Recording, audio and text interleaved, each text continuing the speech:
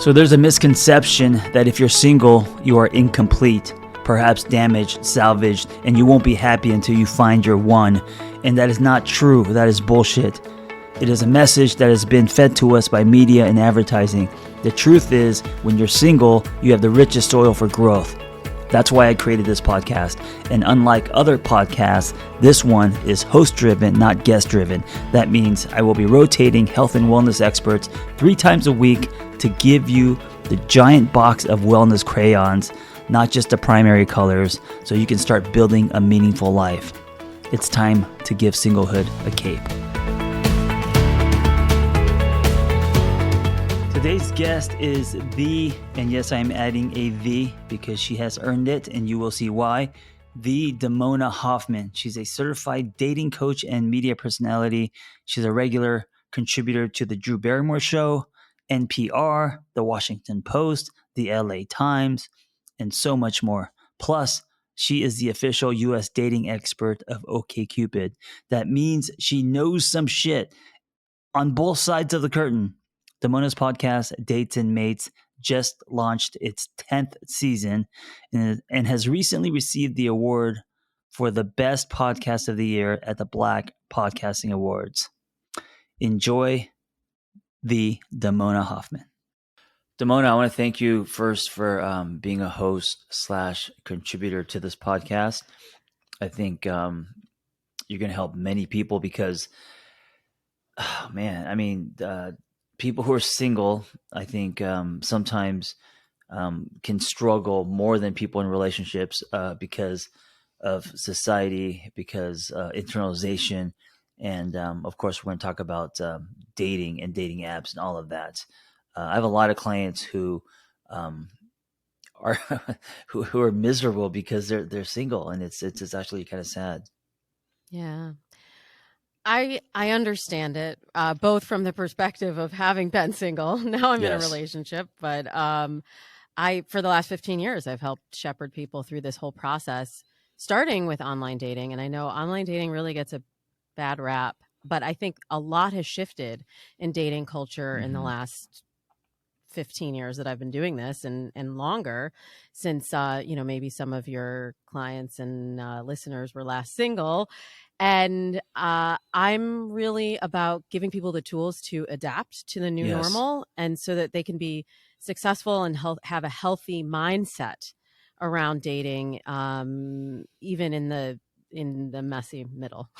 When was it that you were single last? Because you're in a I've been married for 15 years, and that was really meeting my husband online was really the catalyst for me to become a dating coach. And because people were like, oh, well, I tried online dating, it didn't work, or like, isn't online dating for nerds? This is, years ago. This is before Tinder, and it took us a long time to even acknowledge that was how we met. But once people saw that I had a strategy, and I kind of stumbled into it, using insights from my prior career as a casting director, and what I used to tell actors about having headshots that would tell their story and stand out, and going into an audition, first date is an audition.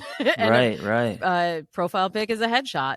So those skills that I developed in my professional life before were all applicable in online dating. I used them to meet my husband, and then other people leaned on me for support, and that grew into now my full-time job.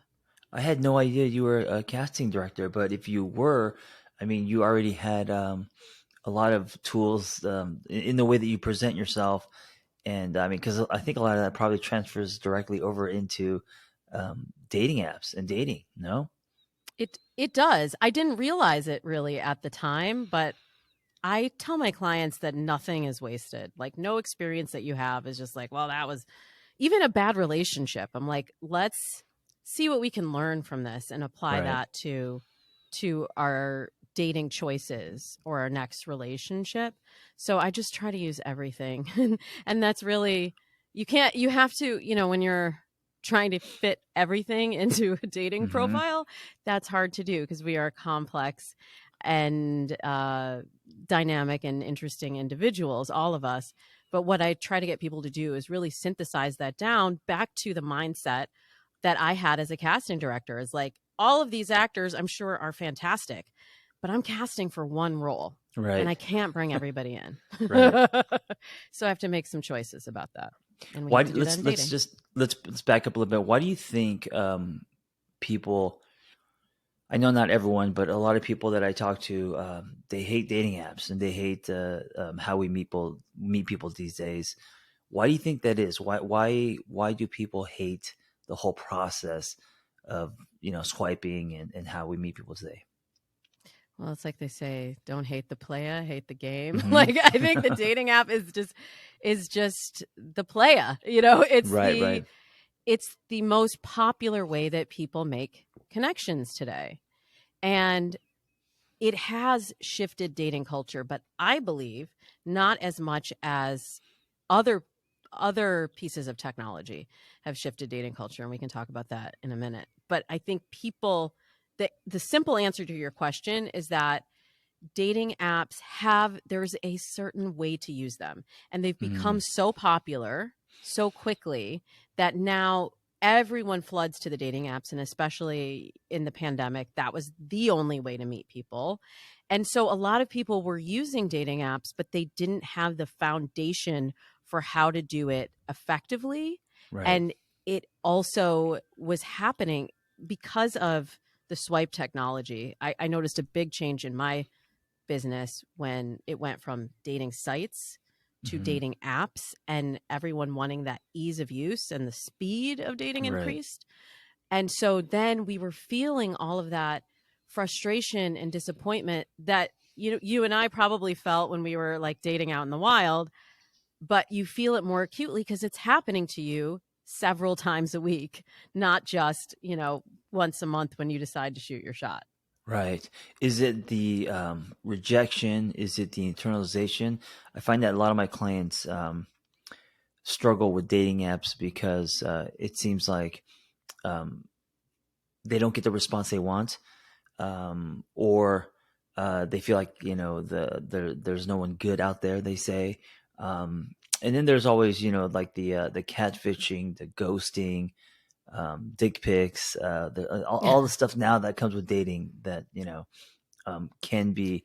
I don't know. I guess a lot of people looking for love and want to build a relationship, especially today, have lower tolerance when it comes to this whole experience. And so when you're on a dating app, and I think it's different, right? Like the temperature of, say, Tinder to Bumble to all these different, OkCupid, what would you say you are with I'm the official U.S. dating coach of OkCupid. Yeah, on OkCupid. So it seems like every dating app is different in tone, demographic, population, all of that. And so it could be overwhelming, I guess, for many.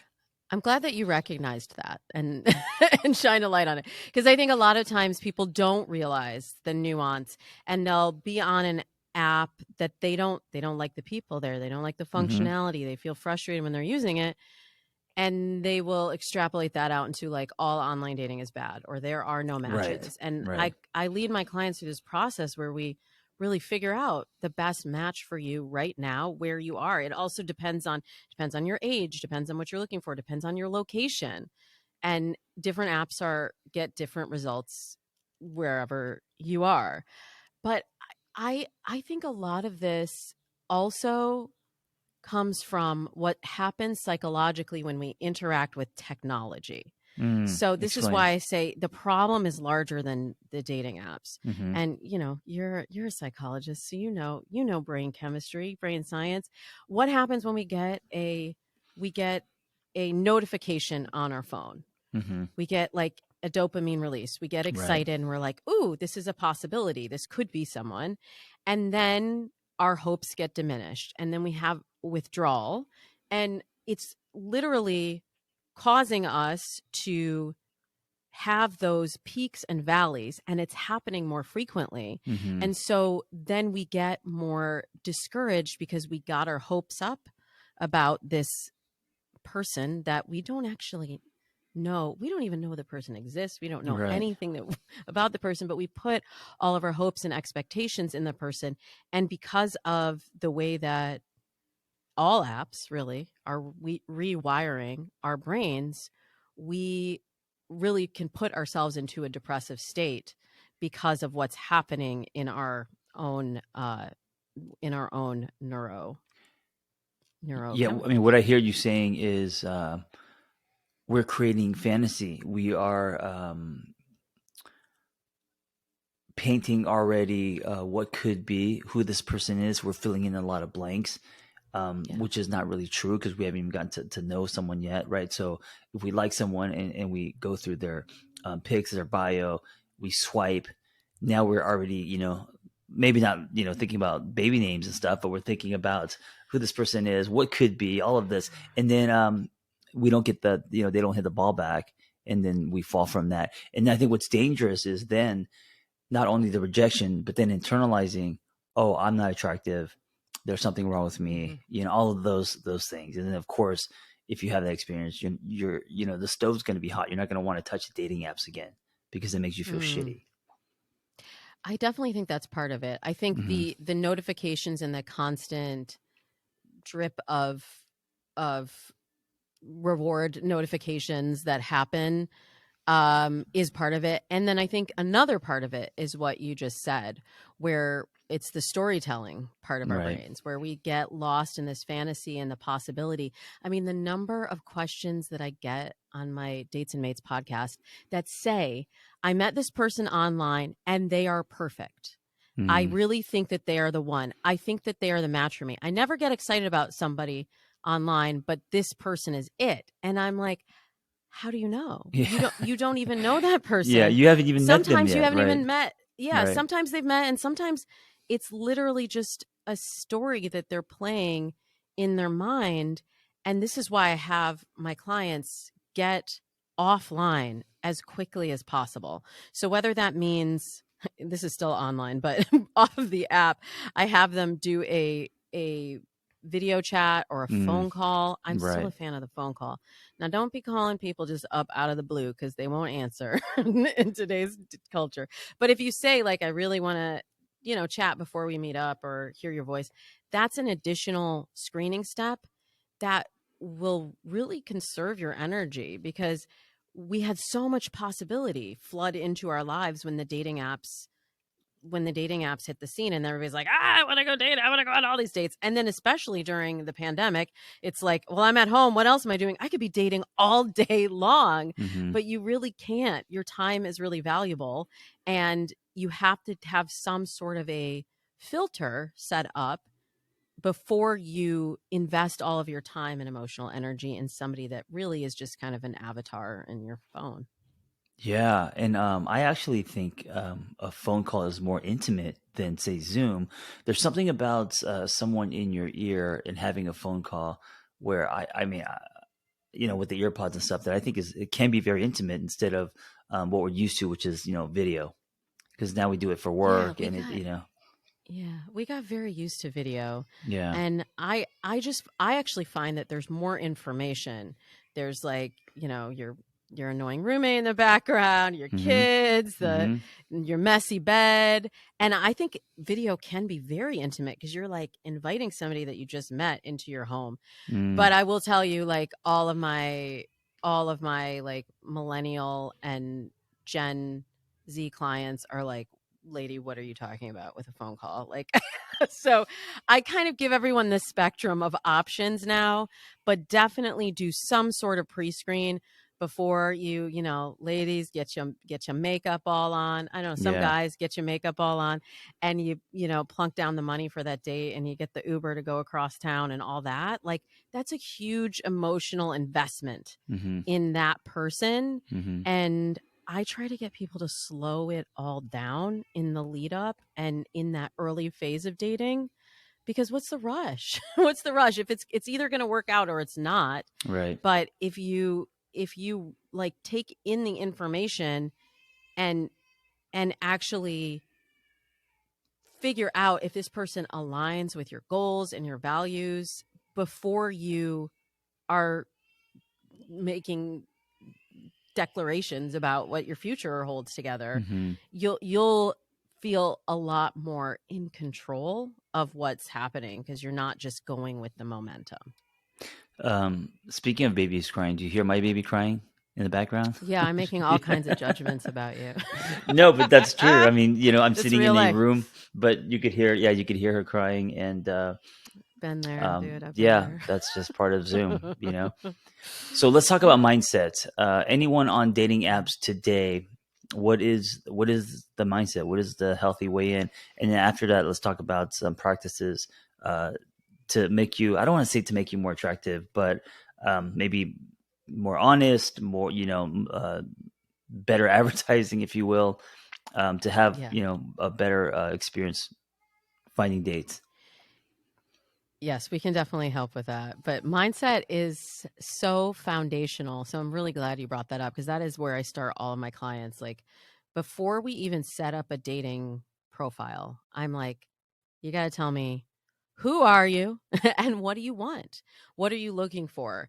And don't just regurgitate everything that you think you want from, the same list that everybody has. But I have people get really, really clear on like, what will it feel like to have this partner in my life? How would Mm, this person treat me? And what do they believe about the world? What are their goals for the future?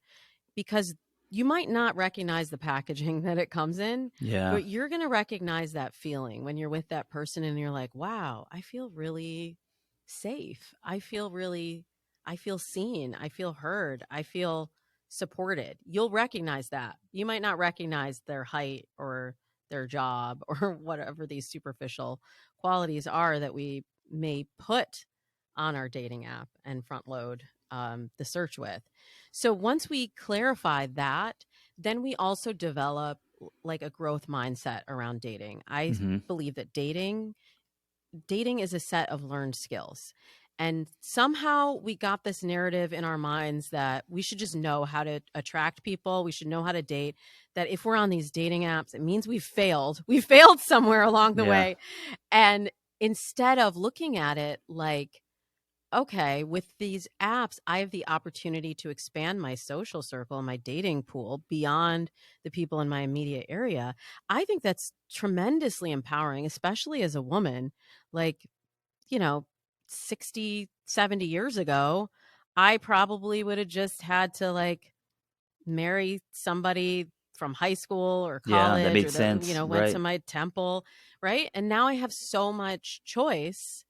And with choice is it's a lot of opportunity, but it's also a lot of responsibility. So I try to make those decisions with my clients before we even get into the app, because then once you start with the app, you get into that momentum that I was talking about. You get into the like attraction and feeling the vibes and chemistry and all these other things that people chase that don't necessarily add up to, is this person building the kind of life that I want to build, and is this Yeah. person making me feel the way I want to feel in a relationship? I love what you're saying.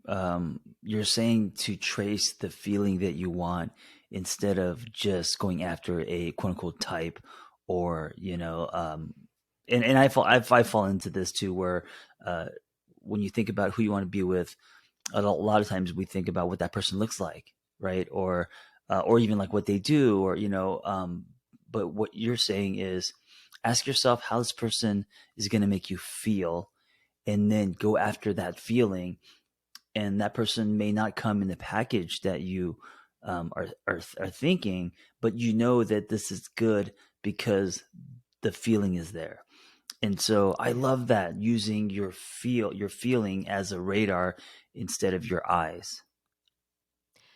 Yeah. And we've spent so much time pushing those feelings away, like we shut that off and we don't listen to our intuition. We don't trust our gut, and we go based on, well, on paper this person is great, or I think my mom would like this person, and we don't even know really who they are yet, but we start to tell that story like I was saying earlier. So Let's we do a quick really exercise. What are some words that come to your mind when you think about? And of course, everyone may have different words, but as far as the feeling that you should have, I don't know if I should say you should, but These are green flags, right? So for me, what comes to mind is if you feel safe, right? Safety, that you could trust this person. What are some other feelings that can be a green light for when you're dating? Well, it is different from person to person, which is why, I encourage people to walk through this experience on their own. But yeah, I think feeling safe is that's like baseline. Yeah, that's foundational. That's foundational. And what about that sexual they are chemistry? What about kind. attraction in that way? Physical attraction? My feeling on that is it develops really over time. It develops as you get to know someone. So I have a 3-date rule for my clients. I don't pay attention to the first date. The first date, I just say you need to be curious enough about that person to spend another hour with them. And while we're talking about how much time you should spend on the dates, probably shorter is better in the early phase. A lot of times people will overstay their welcome on the first date. Like do the whole day, Yeah. Nah, that's It's too much time. huh? Well, because you will end up either you're playing out this fantasy story in your mind, and that person may line up with the story, but they may not. You probably will reveal things about yourself that person hasn't really earned your trust. That's another Too foundational soon. element of a relationship. Yeah. Right. And you're probably drinking. If you drink, you're probably drinking. And the longer that you stay, the more that you drink, the less you're really operating based on you're out of your thinking brain, right?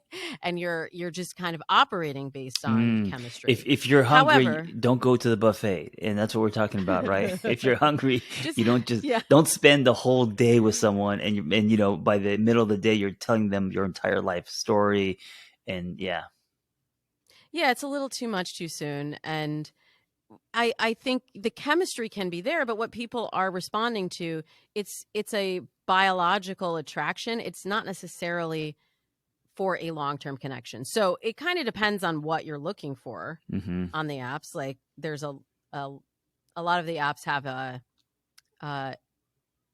people believe are just for hookups. I don't think that that's the case. I think it's for whatever you want it to be for.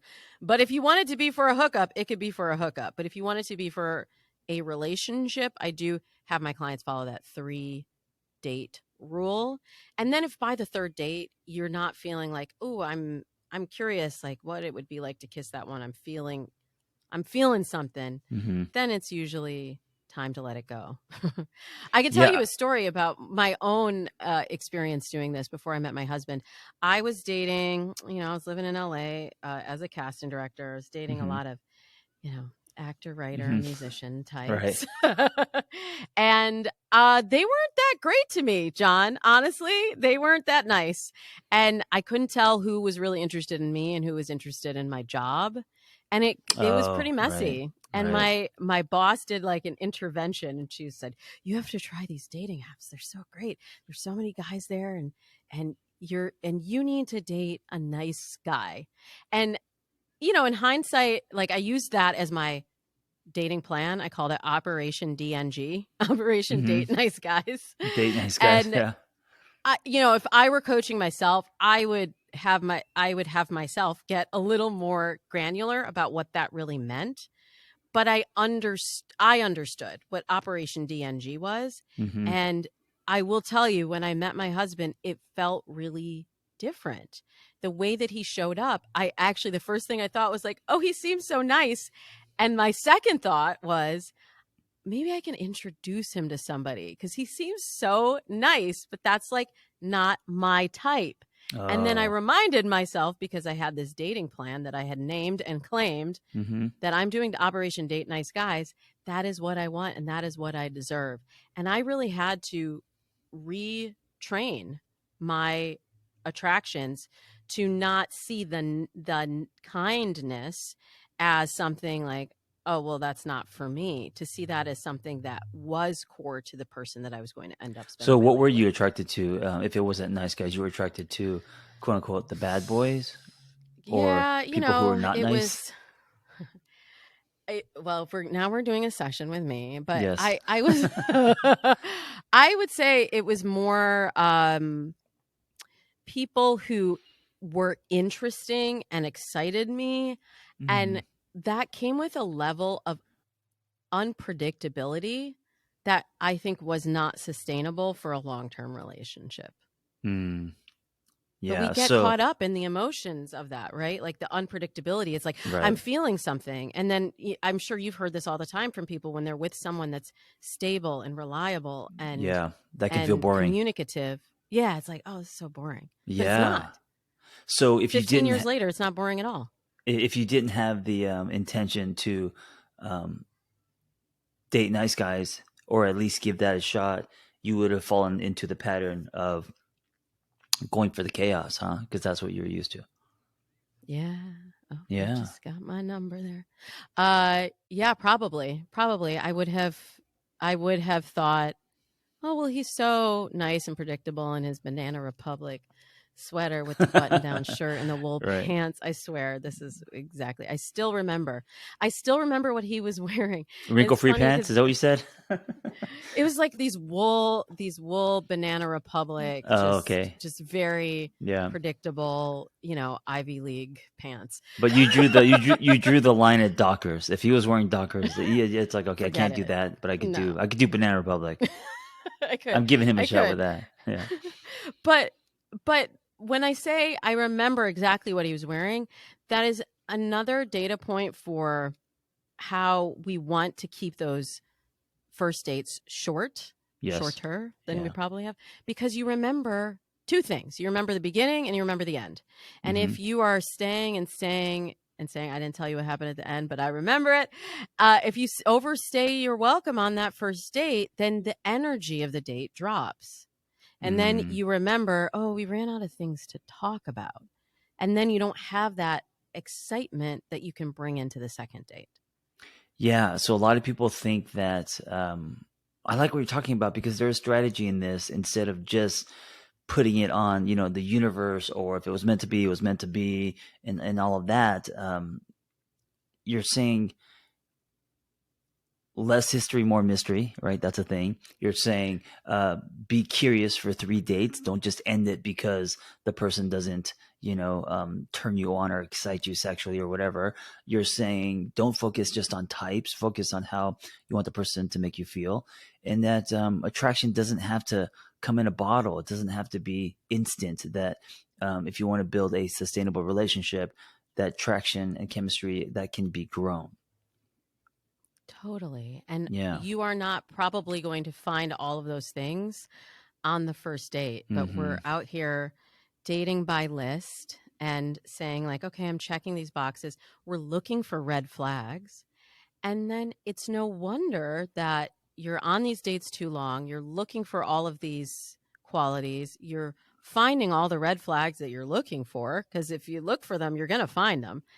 And then it's no wonder that you feel disappointed after every date, because you're like, you've set the bar for yourself so high. So what I hope to do for everybody today is just to give you back a little bit of your power and know, like, nobody online also can make you feel any kind of way. That you have more control than you think you do if you put a process around dating and put aside this idea that it is supposed to happen magically. Like you said, I call that the soulmate myth. Like, if it's meant to be, it'll be. Yeah. That hasn't really happened for most of my clients. We do the steps strategically, and then we find that we get the same outcomes, a successful relationship. So nobody's going to tell me that there isn't a way to do it, because I've laid it out for people and I've repeated it and tested it, and we can do it the wrong way and we can be frustrated by it, or we can look to up level our skills in dating, from everything from how to, putting forward a better dating profile. We didn't even talk about that yet, but putting forward a better dating profile, improving your flirting skills, improving your conversation skills, getting more in touch with what's happening internally and what signals your own body is sending you, and listening to that, and then being able to build the relationship from that online connection or offline connection, I but to think build it into one, something more. yeah, I think one can say or argue that, well, now dating, the way that you guys are presenting it, sounds unsexy. It sounds artificial. There's strategy. There's, that's why a lot of people are like, you know what, if it's meant to be, it's meant to be, and they just kind of cross fingers. But I think the problem with that is it can be a cop out. It can be, if you're just waiting and then you are dismissing it as, well, it's not meant to be, then you're closing the door for you to do some work on yourself, or to ask hard questions, or to lean into resistance, lean into things that may be uncomfortable. I think everything in our lives is both simpler and more complicated. Like we want to lean on apps for efficiency, and yet it does mean that we have to improve our skills. Mm-hmm. And you're right. I mean, that doesn't sound very sexy. It Yeah. doesn't sound like it's not very sexy, but we lay those foundations so that then you can have the fun and the freedom, and you can build something that will ultimately sustain for a longer time and be more interesting Mm-hmm. for a longer amount of time than if you just went based on chance. And for those people that just reject dating apps entirely, aside from the fact that that is where most people are meeting today, then I ask them, I mean, I have people in my program that are like, I just don't do dating apps. And I'm like, okay, but then are you willing to do the other work to be visible? Because everybody, you're going to go out to the bar and everybody's going to be in their phone. Right. Isn't that Right. exciting about the world that we live in now? But Yeah. that's the reality, right? So are you willing to do the other work to go to mixers and bars and talk to friends and ask for setups and hire a matchmaker or whatever it is, or just show up in a different way and actually talk to people when you're doing activities that you're already doing. But we've all become really reliant on the phones for our communication and for our connection. So you can do it the other way, but I would actually argue that it's a lot more effort. Yeah, especially if you're an introvert, especially if you don't go out much, especially, yeah, absolutely. Okay, but I feel like we're all introverts now, Yeah, the world has conditioned us that way. Yeah. Yeah. So if someone is listening and they were against dating apps at the beginning of this, and now they're like, all right, you guys convinced me, I'm going to do it. Okay, so we talked about mindset.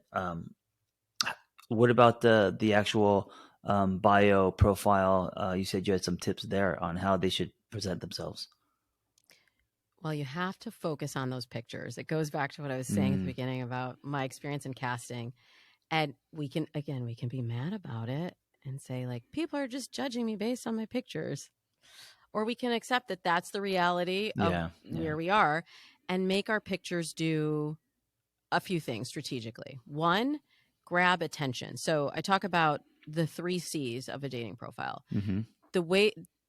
An easy way to grab attention is just by using color. Like, these are all simple tips, John. These are so simple. Just using color. Like, I have a pink background behind me right now. You have a background. You can be wearing a color, but that will just alone set you apart from most of the monotone colors you will see as people are just swiping through. It grabs the attention. Yeah. Then the second thing we do, the second C, is context. That's telling your story visually. What do? I know, you enjoy bike riding. You have a motorcycle. You like to go to coffee shops and write. Like, I would have all of those. I know you're not on the dating apps. Girls, but those don't images, be you're saying, yeah, but you're saying, okay, so if John, you like motorcycles, that has to come through, and it has to be honest, right? So if I didn't like motorcycles, me posing in front of one would be cheesy and would be, now false advertising, right? Yeah. But if that's a part of your life, show real life pictures, and I agree with you, absolutely. Yeah, and if you don't have enough to show, like, I'll tell my clients, then get a hobby, find something to do. And like, we make these judgments of ourselves. Like, I had a client that was kind of an introvert and she loved to read. And I was like, have a picture with you and your favorite book. And that is leaving a thread for conversation. So that person is if they've read the book, they might have a comment on that. If they haven't read it, they may be curious about that. So we also want to think about leaving these little nuggets for people to have an entry point into a conversation with us. And What then the about third sexy one is, pics? Is that something that you can use one card there, or is that like no, get away, like keep your clothes on kind of thing? I would say keep your clothes on. But again, you can use dating apps for different things. But most people come to me because they want a relationship. But I say you do need to have a full body or a 3/4 shot. Yeah, for sure. But you could have one like, I had a client whose profile I looked at last week she does like triathlons. So she had a picture of her like running in a triathlon. Mm-hmm. She has a great figure. She's very fit. That did like all three things. It had color, it had Right, context, right. and then it had also the third C, which is character. And that's really showing your personality. Like to me, through that photo, I got that she's really An athlete. determined, Yep. she's ambitious, and people will be afraid to show that quirky nerdy side or that like, goofy side. I if a client is into Halloween, I almost always have them put a Halloween pic because it Mm, shows your sense of humor, your mm-hmm. sensibility, what you're interested in. And those always get comments on them as well. So we do the 3 C's and focus on the photos. And then with the bio, I try to get people to also think about storytelling. How can you leave as many details and say as much as you can in the smallest space possible? And a lot of times people are composing, right there on the app, and they're like, this was the best that I could do after a glass of wine. And I get that. Like, that is the best that you could do after a glass of wine at 11 o'clock. But if you take some time to really craft the message, you will see a noticeable difference in the number of people matching with you. Yeah, so instead of a resume, you're posting more of your story. So if you're reading the person's profile, you get more of a sense of who they are and how they are, not so much what they've done or what they do. Correct? You're painting a picture of your life, the life that you're inviting this person into. Oh, I And like you're that. also trying to create a lasting memory. So if I say I really love hip hop music, you're like, "Oh, cool. Okay, I understand." If I say, I'm going to date myself when I say this. If I say, which is true, I went to the Salt and Peppa concert last Mm. week and it was fire. Right. You're now you kind of have a sense of my sensibility, Yeah, your taste. my taste, and How old you and you are. and that how old I know I was gonna say how old I am.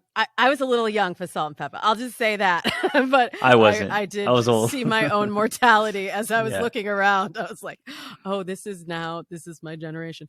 But what you do is you paint a picture. Now you can kind of picture, oh, what would that Salt and Pepper concert look like? And then you might have follow-up questions like, did you dance? What's your favorite song of theirs? Who opened for them? You can start to Yeah. get into the story as opposed to just like, do you like hip hop music? Sure. Like, who do you like? Who do you listen to? Mm-hmm. Oh, this Mm-hmm. person and that person.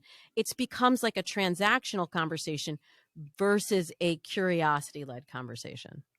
I love this. You're presenting your story because I think that it also works for content on social media, right? Instead of just doing a lot of Mm. tap dancing and selling shit, what is your story? Like going in through that door, and that's I think that's why people follow you is because something about you and your story and how you show up is relatable, or they want to know more. And I think it's the same with dating apps. Is uh, what is your story? Who are you? How do you show up? And I think that's a lot more powerful than a bikini photo, on the hood of a Ferrari or something.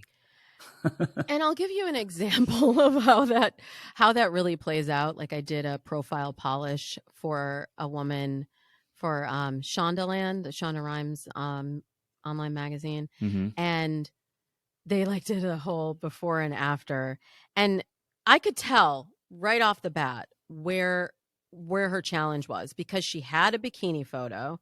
She was like 26. She had a bikini photo. She had photos of her drinking, photos of her with her friends partying. And she's very attractive. And she's 26 and beautiful, blonde, great body.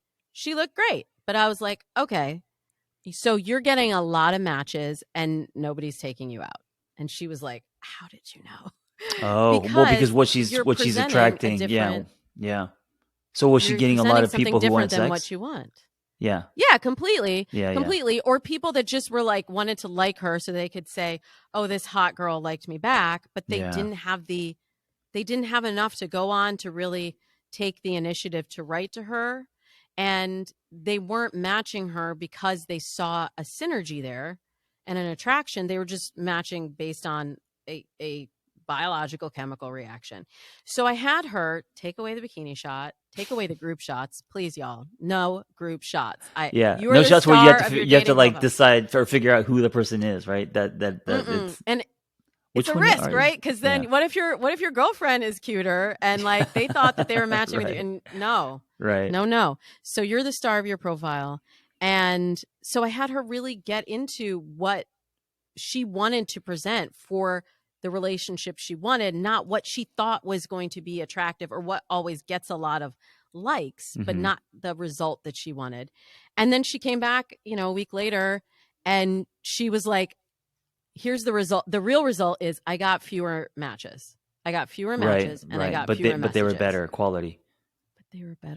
And she's like, I've been telling all of my friends about your tips since then, because she was wasting a lot of time. And this comes back to this idea of dating app disappointment.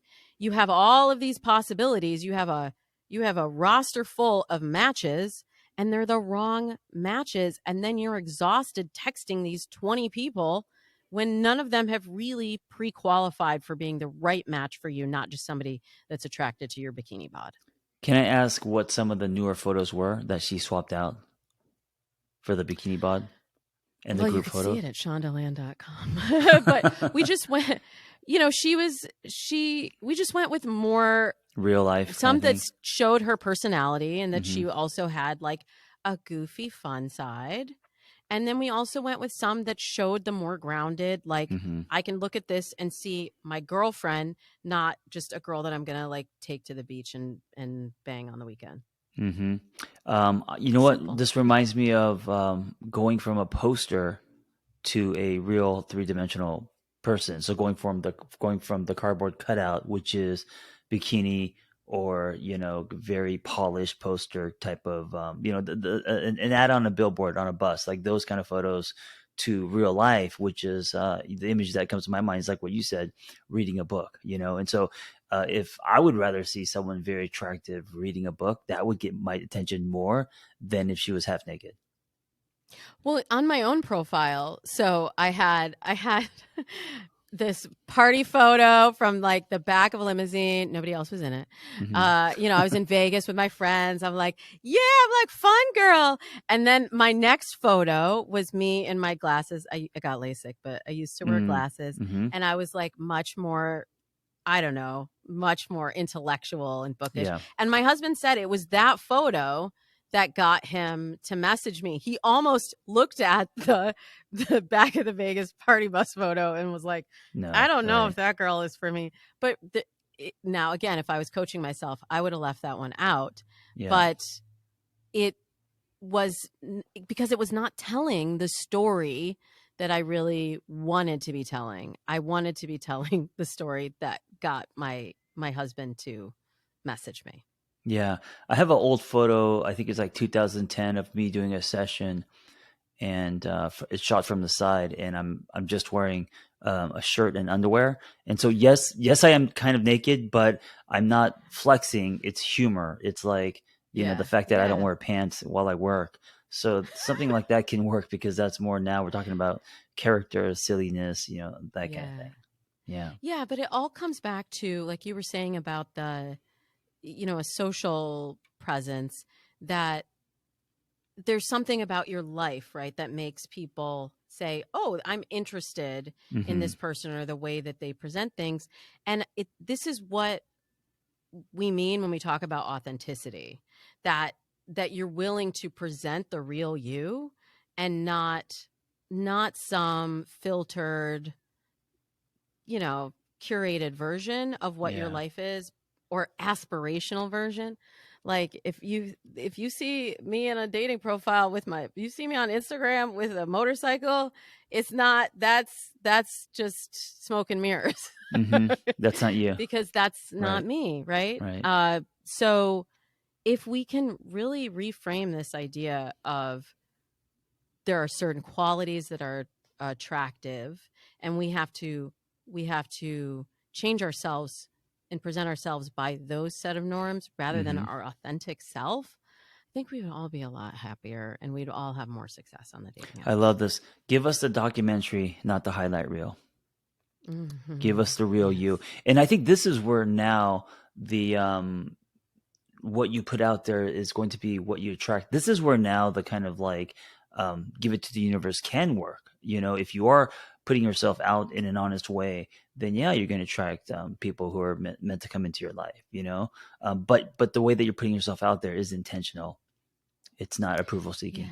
Yeah. And I do really believe in things happening for a reason. And I think there is some divine order to the universe, but I think you got to give the universe like a little something to work with. You got to set yourself up for success. You got to meet the universe halfway. You do. But it works. It works when you work it. And it's all about that mindset. If you think of this as, oh, this is a chore, or this doesn't sound sexy, or this sounds like, even if you just are rejecting any avenue for meeting your person, like it's funny that we will just sign off of dating apps and be like, well, online dating isn't for me. But we would never say, oh, I'm never going to go like to a grocery store again because I didn't meet my husband at a grocery store. We've seen that trope in rom-coms. It very rarely happens, but I still get people saying, I just want him to just like show up in my life, and like I'll be at the grocery store and we'll lock eyes. And when has that ever happened? When has that ever happened in real life for you? Right. No, but we don't say, well, I'm not going to go to the grocery store anymore. We still show up at the grocery store. I mean, we also need groceries, but we show up at the grocery store, and there, that mindset that you take into it is really going to paint the picture of your reality, and is going to impact the results that you get back. Yes. And, every time I was single for the long stretches, especially, and we can end with a kind of a few final words, but I always tried to use singlehood as a vehicle or as a canvas for me to learn more about myself, for me to stretch, for me to, date against type, for me to give myself a new experience instead of to be predictable. And so for me, that was interesting, right? And there was a period in my life before I met Vanessa where I was like, you know what, I am going to go try to get my hands on some debauchery and do some crazy shit and have dumpster sex and wake up with someone I don't like and take drugs and all that. Well, it never happened, but I didn't get far because, I got set up on a blind date. You're wiping the sweat off your forehead. That's a little exaggerated, dumpster sex, but I wanted to, because in my 20s, I was married. And so for me, that felt kind of exciting and different. And of course I didn't get far, but use your singlehood as something that you can take hold of and let it be something that excites you. Most people see singlehood as like hot lava, and I gotta jump on an island. I gotta find someone quick. There's a ticking clock, and there's like this panic and it's lined with desperation. So instead, take a breath, because when you do get into a relationship, you're gonna have a lot less freedom, and now there's another person, and so go do all the shit that you've been wanting to do, like travel or whatever, date against type, be curious, and use it as kind of a blank canvas to paint on, knowing that it's not forever, and then you are gonna find someone that you're gonna want to invest in. Instead of like this panic, oh my God, I need to find someone because I don't want people to think I'm single and all that.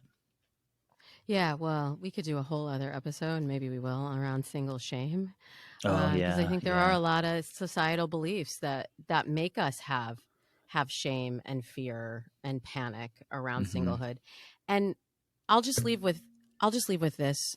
I also tell my clients the way that I coach people to date, it is a lot of effort. It is a Yeah. lot of skill building, and it does require a it does require you to mindfully show up for the process.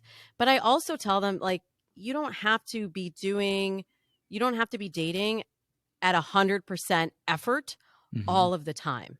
And that's where you can be single on purpose and take those seasons to figure out about yourself and what makes you tick and what you've learned from your prior experiences, and then reapply them. I'll just tell my clients, like, set a date that you're going to Hmm. go back on the apps, or you're going to, start your dating plan again, but then really take that time in between to fuel your own soul and your own self, because you're already whole. You're already 100%. And if you're not, that's what your primary focus has to be, Hmm. or you will be out here dating trying to fill that hole, and it can't be filled, or if it is filled, it will be a false attraction. You do those seasons where you work on yourself, and then do the seasons where you are dating, and then maybe the season for a relationship will come out of that. But if you kind of think of it as seasons of your life and not just like this interminable purgatory that you are Yeah. stuck within, Yeah. I love that. it, Seasons it of your becomes life. less Yes. frustrating. Yeah. Chapters of your story. And also think about who Yeah. you're going to be and what you're going to bring to the table when you do find someone that you want to invest in. And, that will get you busy to do what Damona is saying, which is working on yourself and connecting to yourself. And if you feel like there's a giant hole and you're going to fill that with someone else, what do you think the relationship's going to look like? Right. Codependency. Yes. And Different episode. different episode. Let me ask you this for people who are listening and they're like, oh, I want to work with this person. And I'm not talking about me, but you. Are you taking clients? How do people find you? What are you up to besides all the stuff that you're doing on media? Well, the best way for people to get a little dose of my advice every week is by subscribing to the Dates and Mates podcast, Mm-hmm. in addition to this podcast, of course. Yes. And then I also have a free profile starter kit. So for anyone's like, I liked what she said, but I didn't quite grasp that, or can I see some examples? I have that at datesandmates.com, which is also where you can also hear the podcast there. I do my signature program twice a year. So we're right in the thick of our fall semester, but enrollment will open later this year for the January group. So if you get the free profile starter kit, then that's the best way to kind of get in the loop so that you know when the next enrollment is open. It's like dating boot camp, dating school. 100%. And then eventually, and this is coming up soon, is people are going to be able to read your book after you write it, which you're in the middle of. Far in the future, in a land far away called 2024, there will be a book called The Modern Love Myth that people can get. That's all about kind of the origins of how we got to this new phase of dating and how we can be successful in rewriting our relationship with dating and our dating story and relationship goals from here. Awesome. Thank you. And Damona is going to continue to create interesting conversations around singlehood, dating, all of that stuff on this podcast sporadically. So watch out for her and follow her on social media and check out her podcast, Dates and Mates. Yes. Yeah. Thank you. Damona Hoffman. Thank you. Yes. Be well. I hope that episode was helpful. Hey, listen, if you want to share your singlehood journey, if you've gone somewhere and come back, if you have revelations and wisdom, please share your story. It's going to help other people. Nothing makes us feel more connected than hearing other people's stories. So just send me the audio of your story, and you could just record it directly from your phone and email it to theangrytherapist@gmail.com. Also, if you want our Single on Purpose newsletter, go to singleonpurpose.life. That's singleonpurpose.life. You will get tools and articles and other people's stories, and also Zoom links to private gathers. So if you want to join our community, go to singleonpurpose.life. Thank you for listening. Be well. We hope you tell a friend. Hi, I'm Lindsay, and this is my singlehood story. It's still fairly new. I was married for 12 years, and he and I were together for 15. I met him when I was 21. We were married when I was 24. Looking back, I know I felt like I needed to be loved, chosen, wanted. I still suffer, actually, with that need at times, but at a young age, I found someone with so many similarities to me. He loved fishing, football, outdoors, good food, good beer. I was a guy's girl, and I'd finally found someone who liked that. So over the years, I felt like I was growing and evolving and changing in a good way, like one would do as they get older in life. And I just felt like he was always staying back and just always the same man that I met when I was 21. I felt that he was complacent, and eventually sex was next to non-existent. And when it did happen, it felt like it was just about him. So ultimately, I felt like I was living with a roommate. Now, over the years, I would go through these cycles of being frustrated with lack of communication, my needs not feeling like they were being met. I would voice them, communicate really well, in my opinion, and would just be left with nothing. And when I would get really frustrated, I'd be like, look, let's go to couples therapy. And when I would get to that point, I would get just breadcrumbs, a little bit of this, a little bit of that, of all the things that I was asking for. So it was like, okay, so you know what to do, you just don't want to do it, or that's how I took it. So anyways, that was just the cycle, and then I would fall back into complacency, and then I would get happy, and then time would go on, and we would go through another cycle. Finally, it was in 2021, so this last year, fell into another rut, getting frustrated, not happy, and I'd had it. I finally went to therapy on my own without him knowing, and just had so many of my feelings affirmed by my therapist, and was challenged to express my concerns with my then husband. And I was met with a lot of pushback, and actually saw a lot of sides of him that I'd never seen before, anger being a huge one, a little scary at sometimes, but ultimately I asked him to go to therapy with me, and he dragged his feet and never did it until I expressed my concern and my feelings of being done. When he felt like I was about to be walking out the door, he's like, well, I was just about to go sign up for therapy. And then I was like, man, no, I'm done. I've done this cycle way too many times, and we're here, and I'm emotionally spent, and I just can't do it anymore. So I was done. I'm still in the final stages of divorce now, but I feel as single as I possibly could.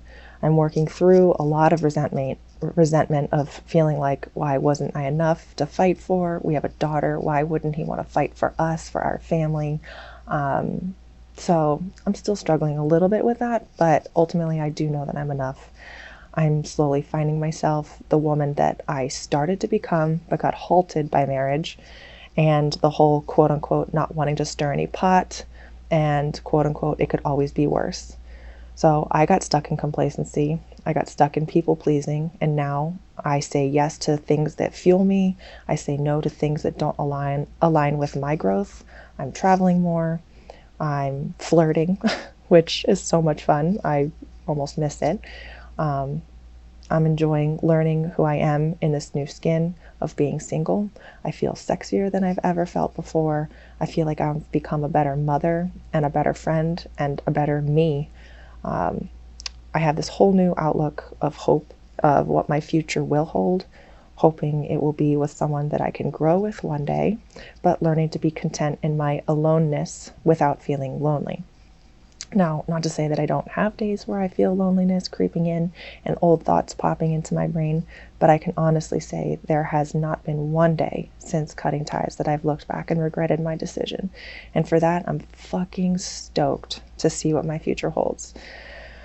And yeah, that's me and my singlehood, and it's still fairly new, but I'm excited, and yeah, that's it. Thanks.